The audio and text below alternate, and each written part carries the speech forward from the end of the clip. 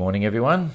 One day before Christmas, 24th of December, and it's just after 8 o'clock here in the Sable Alone and absolutely pitch black for those in Australia or in the Southern Hemisphere that are enjoying early mornings and long days. We've got short days here. It's dark at 8 o'clock in the morning, not a skerrick of light, and it'll be dark again early afternoon. So short days in this end of the world, but everyone's pretty happy out at sea at the moment, and looks like they may generally have a reasonable Christmas for weather-wise. So we'll come straight into Tapio here at the moment. We'll just build him up. I'll put the zone here so you can see where he is. Quite happy there for now, but not much wind. Only doing 2.2 knots with a southerly breeze there, and quite calm seas. Let's have a look. Maybe he's we'll just have a look at the sea. Come into waves, yeah, 2 meters maybe. So still rolling around a bit. I don't know whether he's had a chance to get over the side and play with those barnacles again. He hasn't mentioned it. He's pretty happy, making steady progress, and it looks like he'll have a reasonably calm day. Oh, hang on, we'll go back to wind here. A reasonably gentle day tomorrow as well. So we'll just get rid of that. Come on. Why won't that go? Oh, wrong one. Okay, so we'll go forward a day for Tapio. Let's see what we got. Okay, no, it's going to come forward of the bow, starboard tack, probably building by the look of it. 15, 20 knots. So he'll be bouncing around a bit. I thought it was going the other way. So anyway, he'll make progress. He'll just bear away with that and probably head up in a northeasterly direction. So then next day, crikeys, here we go. We're getting bombarded by Chinese games. It's a Chinese software here in this one. I don't play those games, by the way, but but they have an automatic relationship there. And we go forward a couple of days here, 24th, 25th, and what have we got? Come on, has it changed over? Oh, no, it's, hang on, what's going on here? 25th, okay. 1400, so yeah, it holds through. So he's got a southeasterly breeze again. He'll be going northeast on the 26th. He's got headwinds, so not going to be happy about that at all. And that looks reasonably solid there. There's probably going to be 20 knots right on the nose from the east. And if we come forward a day, okay, swings to the north. So it's not until the 27th, so 26th, late 25th, 26th, not so much fun for Tapio. 28th, light tailwinds, he's on the move again. 30th, there's no big winds, that's the good news. Going light again, bit of a mixed bag. Then by the 30th, possibly a solid southerly, but he'll be over here by then, so sitting in a calm, and maybe a chance to have a go at those barnacles. So we'll just see how it goes. Okay, so we'll just come back here and let's look at Istvan. We've got, we'll just pull it up a bit. Okay, still as we suggested previously, he's going to have a bit of a solid Southern Ocean ride for the next few days, but at least it's all from the right direction. So right now he's making 5.5 knots in the right direction. He doesn't want to drop down, and I'll show you what's going to happen there in the next few days. So the 25th, Christmas Day, same again, making good speed. There's 25, 35 knots there.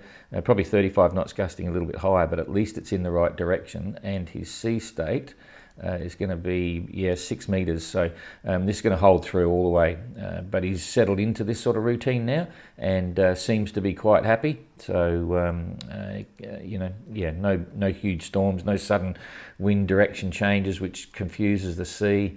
So we go through to the 26th and it's starting to drop down a bit, but I bet you the sea will stay. It's such a short drop. That's the day after Christmas. We go through to the next day. He's back into the winds again, so the sea's going to be there. You can see this big blow coming, but it should be pulling apart just before it gets to his zone. So here we are here on the 28th.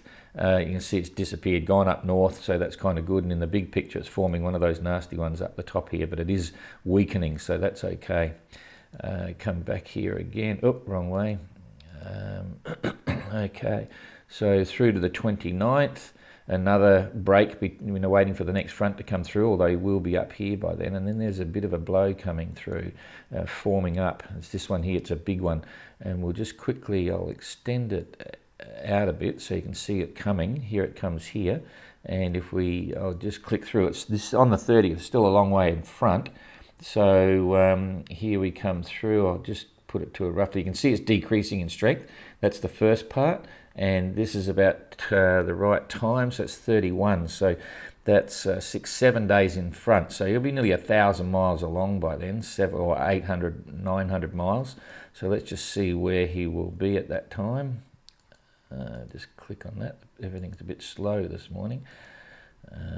Okay, so 30th, yeah, by then he's way up here. He's looking like he will be around the Horn.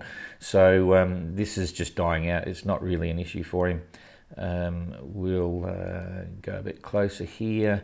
And if he is around the Horn at that stage, it's going to be a reasonable rounding. But this forecast will be very loose because it's so far in advance, you can't really trust it. But anyway, the good news is that it doesn't look like there's any huge, nasty type storms for Istvan coming in the next week. So it's a bit of a Christmas present. Uku's heading off in a northwesterly direction right now. And in fact, this wind is changing directions very rapidly because the last time I looked at this a few hours ago, early hours of the morning, it was actually more or less coming down from the north, and now it's starting to swing to the northwest. So very shortly, I think you'll see he's been on these positions are 3 hours old. If I blow that up, the positions here, he was making 5 knots out in a northwesterly direction, but that's 4 o'clock UTC, 5 o'clock here, and it's now 8 o'clock. So they're 5 hours old. I think you'll probably see when the new position comes up, he will have already tacked across because this wind has swung really fast. So for Christmas, he's looking pretty reasonable. Yeah, you can see the winds coming across. He'll have a nice calm day. Probably a bit frustrating in his own way. He'd rather be making good time north, but at least it's going to be a comfortable Christmas day for him. Looking at the big picture, as the days go forward, let's see what he's going to get. So we go through to the 26th. Nice breeze over there, and all from the right direction. Okay, so you've got this high pressure system here, creating this southwesterly wind flow, which is exactly what he wants. Remembering this is the typical trade wind, or not trade wind, but the typical clipper ship route, typical sailing, cruising route, voyaging. Just head up here, stay away from the coast, and see what you get. So we'll go forward to the 27th, around about there. Still reasonable breezes on the beam. The centre is now moving across the Atlantic, which is what it always does. It usually goes across. Wow, look at that over there. There's a big one. Not that it matters. Wow, that's huge. Way off in the distance somewhere. We go through to the 28th. And this is this other funny one that was forming in front of him, but it's going to move very quickly by the look of it out to the west. So we'll go to the 29th. And yeah, it's gone completely. So it'll be very easy for Uku to miss that. He'll just have his game plan of heading up in the general direction of north, maybe a little bit of east in it. And by the time he gets up there, that one's gone. It shoots off to the west very quickly. So that's good to see. So that's 5 days in advance. That's probably about as much as we can do with any reliability. This may cause some issues for him. Headwinds. Let's see where he'd be. So that's the 30th. And it's the 24th, so it's about 6 days. Let's say he's averaging 100 and something miles a day. He's going to be about 700 miles in front. Oh, yeah, he's way above that. By then, he'll be up here somewhere. Somewhere up in here, so he'll cope with that when he gets there. So all looking reasonable for Uku as well. And let's go to the main game now, which is Mark and Jean-Luc. Jean-Luc, you can see he's home clear now. He's past the corner here.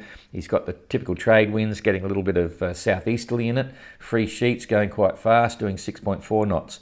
Mark has finally tacked across. He's making 4.9. It was very interesting watching him go out there because I just realised he was heading out, and I thought he might hang on to this because if you look at this area here, okay, it's an easterly wind, right? And that latitude, that's about probably about 18 degrees south latitude, just there.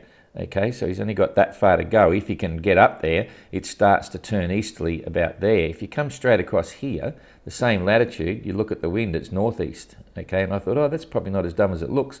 He's trying to go out wide to reach these easterlies over here as quick as he can, and then he can rocket north. So he's either got that one there, or he's got to come across this one here. But anyway, that's what he's decided to do now. He's got weather forecasting, and I will say he made another call to me yesterday on the satellite phone, just checking what forecasting is allowed, to make sure he's not breaching any rules. Mark's very clear on trying to do the right thing, and wanted to make sure there was no confusion with routing and stuff, because weather for Mark at the moment is very important, and he's getting a lot of detailed weather, and it's all clear. We approved everything he's getting. He's just getting area forecast, and no one's telling him where to go. He's just getting the best weather information you can, because this decisions in here are very critical to his progress north, and obviously he's on the hunt for Jean-Luc.